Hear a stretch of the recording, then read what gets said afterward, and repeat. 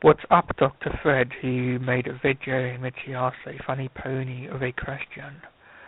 I probably won't have kids, and that's partly because I don't want them to be abused by the system, by social services. I don't want them to be lugged off to boarding school and abused and all that sort of game, having been through it all myself. And given my background, I'm pretty sure that's what would happen if I was to have a kid. That said, if I was to have a kid, then I don't think this particular quote-unquote disease would be an overriding factor. I just see it as a personality trait, as a opinion, and yeah, the guy might be a little depressive, throughout his adulthood, but we all have our crosses to bear, not to mention there's people like that would be more likely to sort of change the world, to become the new Darwin or Bob Dylan or whatever, because they'll be constantly trying to find ways to make the world better or more enjoyable. So,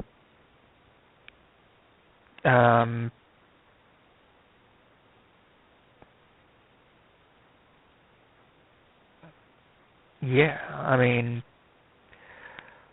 basically I see the genetic quote-unquote disease is that my child would be a genius, potentially, incredibly intelligent, at least, and, with that, oftentimes, comes, deep feelings of depression and dissatisfaction.